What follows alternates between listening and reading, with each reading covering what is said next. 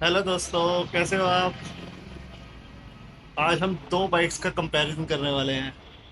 पहली है ये और दूसरी है ये मेरी एंटॉक। ना जस्ट किडिंग। एंटॉक का किसी से कंपैरिजन हो सकता है क्या?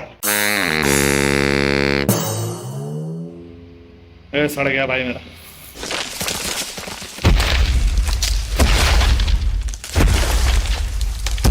हो गया ऑन। Mic testing 1 2 3। हाँ चलो, यहाँ माइक लगा दिया मैंने। माइक वहाँ नहीं दिखेगा तेरे को, उधर आ जा, इधर आ जा। Hello hello hello 1 2 3 1 2 3। तू आजा, फिर बोलूँगा।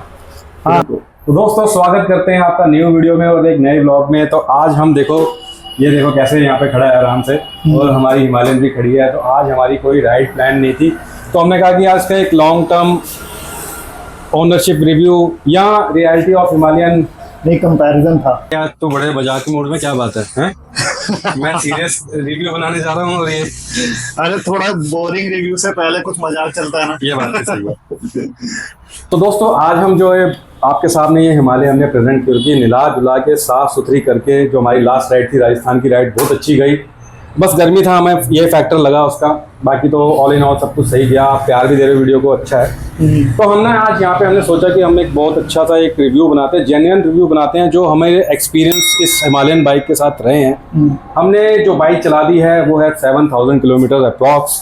तो 7000 किलोमीटर्स जो है वो हमने 6 मंथ्स में चलाए हैं। ये बाइक की 6 महीने में 7000 चल गई, मेरी 3 साल में 13,000 चली अभी। अच्छा, और एक और बात भी है, हमारे पास इंटरसेप्टर भी है, हमारे पास नेक्सॉन भी है, हमारे पास होंडा भी है। उसके बाद हमने काफ़ी अच्छी चला दी है। और हमने जगह कौन कौन सी कवर की है, हमने सबसे पहले अयोध्या गए, उसके बाद हम स्पीति गए। स्पीति हमने शिमला का भी टूर किया था पूरा, 2 बार हुआ है, और हमने शिमला मनाली से भी किया था। सर्किट हो गया। तो आप ये सोचना कि हमारा जो एक्सपीरियंस है ना इस बाइक के साथ, वो बहुत अच्छा है। और हमने सारे एस्पेक्ट्स को अपने माइंड में रखा है। उदयपुर भी तो गए थे। अभी उदयपुर भी गए थे, चंद्रताल भी जाने की कोशिश की थी, पर हम फेल हो गए। तो अपन फिर से करेंगे, फिर से जरूर करेंगे। तो हमने ना बाइक को हर टेरेन पे चलाया, ऑफ राइडिंग में चलाया, हाईवेज पे चलाया, छोटे रास्तों में चलाया, बड़े रास्तों में चलाया, पहाड़ों पे चलाया, गिरी भी एक दो जगह। तो बहुत ही जेन्युइन रिव्यू होने वाला है। वीडियो को ना पूरे एंड तक देखना आप लोगों को पूरा, जो लोग प्लान कर रहे हैं इस बाइक को लेने की सोच रहे हैं कि ये बाइक लें, तो ये वीडियो देख के आपको पक्का डिसाइड हो जाएगा कि आप ये बाइक लेनी चाहिए कि नहीं लेनी चाहिए। तो दोस्तों, जब इस बाइक को लेने का हम सोच रहे थे ना, तो मैं और ये गए थे टेस्ट राइड के लिए। तो मैंने इससे पूछा कि तेरे को कैसी लग रही है बाइक। नहीं, हमने बाइक लेने का सोचा नहीं था। हाँ। और जब बाइक टेस्ट करी, हाँ, तो हमने वहीं पे हमने किया कि डन है, नहीं? तो उसी वक्त हम बुकिंग अमाउंट दे रहे थे, और हमारी 30 डेज के अंदर बाइक आ गई थी। ये एक बहुत बड़ी बात थी, क्योंकि जो भी बाइक सारी है ना आजकल रॉयल एनफील्ड, उनमें कम से कम 1 महीना 1.5 महीने का वेटिंग तो है ही है। तो हमें बहुत जो है ताज़ा ब्राउन ना सबसे पहली बाइक थी यहाँ पे जो हमें मिली थी। इसका जो हमने इंट्रोडक्टरी प्राइस में लिया था, हमने लिया था 3,12,000 रुपये में हमें पड़ी थी ऑन रोड। तब इंट्रोडक्शन प्राइस था इसका। अब जो आपको बाइक अगर जो कोई प्लान कर रहा है ना इसको लेने की, तो वो आपको पड़ेगी अराउंड 3,70,000। आपका वेरी करेगा वेरिएंट कौन सा है। अच्छा। आप हैंडले ब्लैक लेते हो, बट ये वाला वर्जन कितने का? ये सबसे कम था, ये 3,12,000 का। अभी भी इतने का? नहीं, अब नहीं है, थोड़ा बढ़ गया। ये 3,40,000 समथिंग का पड़ेगा। ओके। तो कॉस्टिंग थोड़ी बढ़ चुकी है, जो लोग सोच रहे हैं। तो इस माइंड में रखना इस चीज को कि आपको अराउंड 3,4 3,75,000 की पड़ेगी है। तो भाई 7,000 किलोमीटर का एक्सपीरियंस आज हम शेयर करते हैं। तो शुरू करते हैं सबसे पहले ना इसके वारंटी इशू के। तो मेरे को ना इस बाइक में 3 वारंटी इशू फेस करने पड़े मेरे को। वारंटी इशू वो होते हैं, जब आप बाइक लेते हो ना तो 1 साल की वारंटी मिलती है, और हिमालयन इन पर्टिकुलर में आपको क्या इशू आ सकते हैं ना वो मैं आपको बताता हूँ। तो सबसे पहला इशू आया था हमारा टायर का और लाइट का। हवा निकल रही थी बार बार। और लाइट, जब हम अयोध्या गए थे, हाँ, इसकी लाइट बंद हो गई थी ना एकदम। हाँ, बंद हो गई थी ना, हाई बीम चल रही थी ना लो बीम चल रही थी, कुछ लाइट नहीं चल रही। तो हम वर्कशॉप लेके गए, तो उन्होंने कुछ कपलर वपलर टाइट किए, कुछ निकाले, वो हिल गया था, वो कुछ हिल गया था, तो वो किया इन्होंने अंडर वारंटी। और टायर को उन्होंने खोला, और उसकी हवा बार बार निकल रही थी। तो उसको सील किया, फिर से कुछ सीलेंट लगाया उन्होंने, कुछ लिक्विड था इसको फिर से सील किया। अच्छा एक बात बताऊँ आपको, ये ना एक मैन्युफैक्चरिंग डिफेक्ट था। ये बाइक में ना कोई पंचर नहीं हुआ था, ये मैन्युफैक्चरिंग डिफेक्ट शुरू से ही था। ये कभी भी किसी भी में भी हो सकता है, क्योंकि हाँ। टेस्ट तो होती नहीं है बाइक सारी टेस्ट ना, होती नहीं है, सही बात है। बना के दे देते हैं फिर, तो इसलिए हो सकता है। अच्छा एक और इशू जो मेरे को आया था ना, जो मैंने तेरे को बताया था, अभी हम क्या करते हैं ना, जब भी बाइक बारिश में राइड कर रहे हैं बाइक को, ठीक है, तो ये जितने भी जो इसके इंस्ट्रूमेंट्स के जो ये बटन्स है ना, इनमें पानी चला जाता है। अच्छा, फिर ये एआई बन जाते हैं, ऑटोमेटिकली चलते हैं। फिर ये AI बन जाते हैं। तो जब आप मोड सेलेक्ट करते हैं ना, तो मोड सेलेक्ट नहीं होते, आपकी स्क्रीन में कुछ भी आता है, ठीक है ना, समझ रहा ना, मैप नहीं होती आपकी गाड़ी। पर ये एक इशू जरूर है, हमने ये जरूर फेस किया इस चीज को, कि इसमें ना कुछ इश्यूज तो चल रहे थे। बाइक्स में आ जाते हैं पर यार। हाँ, और अंडर वारंटी जब हम सेकंड सर्विस के लिए गए थे, तो टेक्नीशियंस ना, ये जितने भी हैंडल के रबर हैं, जो हैंडल्स के को टाइट करने के लिए लगते हैं, ये इन्होंने चेंज किए हैं फ्री ऑफ कॉस्ट। ये सेकंड सर्विस में किया, ये सारी हिमालयंस में कर रहे हैं वो लोग। कुछ इशू है, कोई एक्सपीरियंस करता है राइट साइड पुल, या कोई कहता है वॉबलिंग होती है, वो भी किया था शायद, है ना, तो उस चीज को भी लोगों ने एक्सपीरियंस किया। मैंने भी सुना था एक दो लोगों से, बाकी हालांकि मेरे को राइट साइड पुल तो कभी मेरे को एक्सपीरियंस नहीं हुआ। तेरे को लगा कभी? तूने भी चलाई है? मैंने मतलब कभी हाथ छोड़ कर नहीं चलाई, तो मेरे को इतना पता नहीं है। अच्छा, तुमने चलाई होगी तो मुझे नहीं पता। वैसे हैंडल से के साथ तो नहीं, नॉर्मली हैंडल पकड़ के तो कुछ नहीं पता लगता। तो ये हमें वारंटी के इश्यूज फेस करने पड़े, तो हमें लगता भी था यार, मैं ऐसे बोलता था यार क्यों ले ली। अब आप वीडियो देखोगे ना नीचे, तो आपको मिल जाएगा कि यार क्या ले लिया, क्योंकि जब भी आप कोई चीज़ लेते हो, इतना बड़ा कैपिटल लगाते हो, तो उसमें ये चीज़ें आ जाए शुरू में, तो फिर आपको थोड़ा सा लगता ही है यार क्या हो गया, ये क्या चीज़ ले ली मैं, कोई मैन्युफैक्चरिंग डिफेक्ट वाली बाइक तो नहीं मिल गई। तो ये चीज़ थी। नेक्स्ट जो इशू है ना यार, वो तूने भी एक्सपीरियंस किया होगा, इंजन नॉकिंग करता है लो आरपीएम में ना, जब फर्स्ट सेकंड थर्ड गियर्स में चलाते हो आप, है ना, खर खर की आवाज आती है और ऐसे ऐसे नॉक करता है। तो एक्चुअली डिमांड क्या है ना इस बाइक की डिमांड ये करती है कि इसको आप खुली जगह पे चलाओ, लंबी जगह पे लेके जाओ, और जो इसका जो अच्छा आउटपुट मिलेगा ना आपको, वो मिलेगा 4000 आरपीएम। मतलब ये गली मोहल्लों में चलाने वाली बाइक नहीं। कोई प्लान कर रहा है दिल्ली जैसे शहर में लेने के लिए, तो ये बाइक आप लोगों के लिए नहीं है। दिल्ली के ट्रैफिक को नहीं सह पाएगी, ये हैंडल करना ही बहुत मुश्किल है। अदर रीजंस भी हैं, वो जो गर्म हो जाती है, सेक जाती है। वो मैं आ ही रहा था उस पॉइंट पे।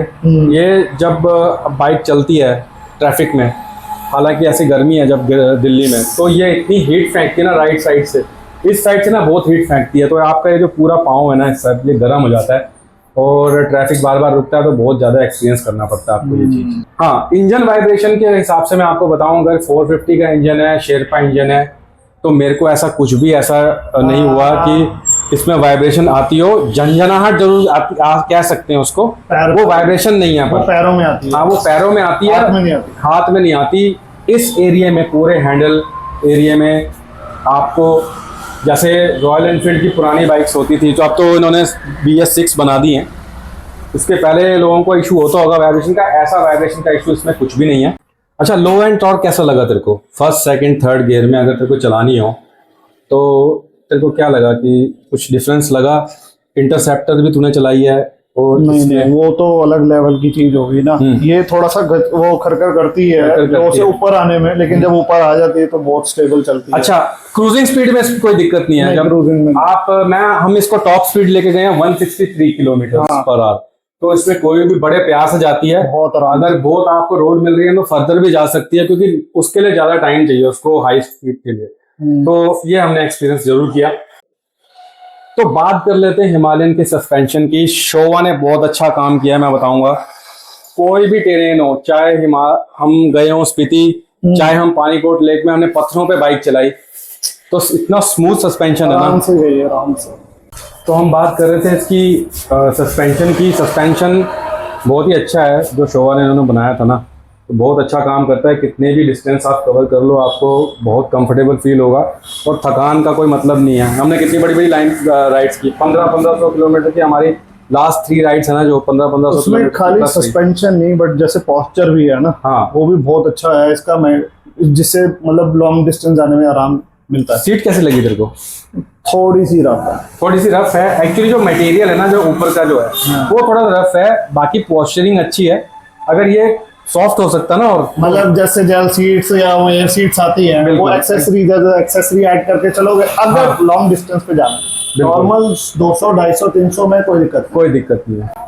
तो बढ़िया है। ओवरऑल क्वालिटी जो है अपना इनकी, जो इन्होंने खुद दी है, रॉयल एनफील्ड ने काफ़ी रिसर्च करके बनाई है ये बाइक लॉन्ग डिस्टेंस के लिए, ऑफ रोडिंग के लिए, तो बहुत रिसर्च करके बताई, चीज़ें अच्छी डाली हैं, ऐसी कोई बात। हाँ जी, है ना, बहुत बढ़िया। अब जब एक चीज़ इसकी प्लस पॉइंट मेरे को ये लगी ना, टैंक साइज, जो 17 लीटर का टैंक दिया ना, 17 लीटर का टैंक डलवाओ, फुल करो और बस 350-400 किलोमीटर की रेंज देता है। और जो हमारी बाइक है ना, हमने अब तक 7000 किलोमीटर चला ली है, इसमें हमें जो एक्सपीरियंस हुआ है वो 35 प्लस की एवरेज दी है। अच्छा, होंडा हमारे पास होंडा CB 350 है, उसकी भी एवरेज सेम है, 38 की एवरेज है, वो तो उसको मैचअप करती है। तो ऐसा नहीं है कि हिमालयन, कई लोगों का मैंने सुना कि हिमालयन की जो एवरेज है ना बहुत कम है, कोई 25 दे रही है, कोई 30 दे रही है, और इवन इसमें टॉर्क ज्यादा है, पावर ज्यादा है, उसके बावजूद भी। हाँ, तो आपको 35 प्लस तो एवरेज जरूर देनी ही देनी चाहिए।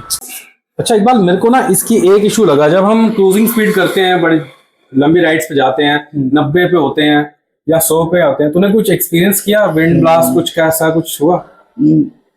90 प्लस पे जाके ना, हाँ, शेक भी करती है, विंड ब्लास्ट होता है बहुत तगड़ा वाला, हाईवेज पे पर्टिकुलरली, मतलब हाईवेज पे, पहाड़ों पे तो नहीं होता। पहाड़ों पे यार 90 तो जाती नहीं है ना। एग्जैक्टली। एक्सपीरियंस ये किया कि जब भी हम इसको हाईवेज पे लेके जाते हैं ना, तो ये हाई स्पीड पे होती है, 100 प्लस या 120 या 90 से जब भी होती है, तो ये विंड स्क्रीन की कमी लगती है कि इसको ना थोड़ा सा ऊपर होना चाहिए। हाँ, ऊपर होना चाहिए। तो अगर आगे वाले ये देख रहे हैं, अगर हमारी बात नहीं, उसका रीजन भी है ना, क्योंकि ये गाड़ी थोड़ी ऊंची है। हाँ, इस वजह से। अब जैसे होंडा पे अगर मैं जाता हूँ 120 पे भी होता हूँ ना, तो वो गाड़ी कभी भी शेक नहीं करती, बिल्कुल सिंपल जा रही होती है, क्योंकि उसका हाइट भी उसके साथ। हाँ, हाइट नीचे है, विंड ब्लास्ट नहीं होता उसमें इतना। तो हमने विंड ब्लास्ट की इशू तो फेस किया है ना। हाँ, हेलमेट में भी काफी आती है, तो कई बार गोप्रो में भी ना बोलते वक्त थोड़ा सा विंड ज्यादा आती है, ज्यादा। तो ये तो इशू जो है ही है। अच्छा, टायर क्वालिटी की बात करें, टायर क्वालिटी कैसी है? सीएट की स्टील रेडियल्स हैं इसमें, कंपनी सीएट और रॉयल एनफील्ड ने कोलैबोरेशन करके स्पेशलाइज्ड टायर डिजाइन किए थे। बढ़िया तो टायर ही नहीं है। हाँ, जो पीछे का टायर साइज है ना वो 140 है, और जो दोनों टायर हैं आगे का 21 का है, पीछे 17 इंच वो उसका स्पोक्स है। बस कमी ये लगती है कि डर लगा रहता है, कभी भी आप किसी ऑफ रोडिंग पे जाओ ना कि पंचर ना हो जाए। अगर पंचर हो जाए तो फिर तो बहुत मुश्किल है। ट्यूब वाली गाड़ी को, एक एडवेंचर बाइक को आपको लेके चलना, और पंचर के लिए किसी को ढूंढना, इसका पंचर का हब जो है ना खोलने का, वो भी बड़ा डिफरेंट है। ये अगर पंचर होगी तो चलेगी कहाँ? ये चलेगी नहीं, ये तो फिर आपको मैकेनिक लेके आना पड़ेगा। इसकी ये एक नेगेटिव मेरे को पॉइंट लगा। अब कंपनी ने इंट्रोड्यूस कर दी है क्रॉस व्हील स्पोक्स, वो जो हैं वो 11,000 या 12,000 की रेंज में दे रहे हैं। उसमें आपको क्रॉस व्हील स्पोक्स भी देंगे, प्लस टायर्स भी देंगे। अब ये देखते हैं कि कंपनी इसको, बाइक को ना उसके साथ अवेलेबल कैसे कराती है बेचते टाइम ही, जब सेल करते टाइम ही। अगर वही हो जाएगा बाय डिफॉल्ट ऐड करके, तो हो सकता है। या अगर एसएफसीज का पार्ट रखना है कंपनी ने, तो वो भी एक अलग चीज है। पर मेरे ख्याल से ना कंपनी को देना चाहिए इसमें ना, ताकि ऑप्शन देना चाहिए, ताकि इसकी दिक्कत ही ना आए कोई। तो बात कर लेते हैं मीटर कंसोल की। यार, मीटर कंसोल में कोई इशू लगा? मैंने इतना ध्यान नहीं दिया भाई उसमें। मेरे को एक इशू लगा, और ये सबको इशू लगा होगा कि मैंने ना 7,000 किलोमीटर गाड़ी चला ली हम दोनों ने। मैंने कभी भी इस पे ना अपना मोबाइल को, नेविगेशन गूगल को इसके मीटर से कनेक्ट करके नहीं चलाई। उसका कारण ये है कि ये जब हम गूगल नेविगेशन से इसके मीटर को कनेक्ट करते हैं ना, आपको जो अपने मोबाइल की स्क्रीन है वो ऑन रखनी पड़ती है। ये मेरे को समझ नहीं आई ऐसा क्यों है। अगर आपकी मोबाइल की स्क्रीन को ऑफ कर देते हो, मतलब उसको स्लीप पे रख देते हो और फिर चलते हो, फिर ये नेविगेशन नहीं दिखाएगा। तो ये मेरे को पता नहीं ऐसा क्यों है। छोटी स्क्रीन नहीं हो जाती?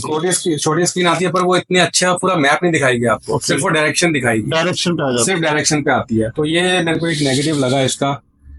होना चाहिए था कि तो फिर यूजलेस फीचर हो गया। फिर ये एक तरह से ये यूजलेस फीचर है, कह सकते हो आप, कि आप नेविगेशन भी ले रहे हो, क्योंकि तेरे मोबाइल की बैटरी भी डाउन हो रही है और वो भी यूज कर रहा है, तो फिर मोबाइल ही यूज कर लेते हैं हम लोग। तो उसके लिए दिया ना कंपनी ने USB चार्जर, आप तार लगाओ मोबाइल पे, और आप अपने मोबाइल की स्क्रीन को ऑन रखो और फिर नेविगेशन को यूज करो। बाकी ऐसा एज सच मेरे को कोई इशू नहीं आया। तेरे को भी अगर कोई ऐसा लगा वो इशू जो पार्ट्स हैं बहुत अच्छी क्वालिटी के यूज़ किए हैं। थोड़ी थोड़ी चेंजेस कंपनी को अपग्रेड करने पड़ेंगे, जैसे ये इशू आ रहा है बारिश में, ये जो बटन है ये काम नहीं करते हैं या स्क्रीन में कुछ ना कुछ हो जाता है। ये सब चीज़ें कंपनी को जो इम्प्रूवमेंट करनी पड़ेगी वो करनी पड़ेगी। हैंडलिंग्स गाड़ी की बहुत अच्छी है। एक इशू मेरे को लगा कि जो हैंडल है, ये जो साइड स्टैंड है ना, इसका बहुत ज़्यादा झुक के लीन हो जाती है, तो उठाने में ऐसी कभी आप पहाड़ों पे हो ना तो बड़ा मुश्किल होता है इसको। बाकी ऑल इन ऑल मेरे को एग्जॉस्ट से कोई दिक्कत नहीं है, टायर से कोई दिक्कत नहीं है, सस्पेंशन से कोई दिक्कत नहीं है। ब्रेक पैड का एक इशू था, ब्रेक पैड की एक बड़ी वेट आपसे बात शेयर करता हूँ। जब मैं सेकंड सर्विस के लिए गया था ना, तो शोरूम वालों ने कहा कि आपको ना ब्रेक पैड चेंज कराने पड़ेंगे, तो कह रहे ये तो चलेंगे ही नहीं, बस ये तो खत्म हो रखे हैं। उसके बाद हमने लंबा एक ट्रिप भी मार लिया और अभी भी हमने 1500 किलोमीटर की ट्रिप मारी उसके बाद, और फिर मैंने उसके बाद मैकेनिक से चेक कराया कि यार, बाहर वाले मैकेनिक से कि यार देख इसके ब्रेक पैड कैसे हैं, तो उसने बोला आप शॉक हो जाओगे, उसने बोला ये मोर देन 50% अभी भी हैं। अभी आपको हम ना शॉर्ट में भी दिखाएंगे। मतलब 7000 चल चुका है, तो 7000 और 3,000 और चल जाएंगे, 3-4 भी लगा ले, 3-4 आराम से चल जाएंगे। तो कंपनी वालों ने हमसे किया कि झूठ क्यों बोला, हमें नहीं पता, तो पैसा हो सकता है। तो this was all about Himalayan 450 का एक्सपीरियंस, एक ऑनरशिप रिव्यू कह लो या रियलिटी ऑफ हिमालयन 450।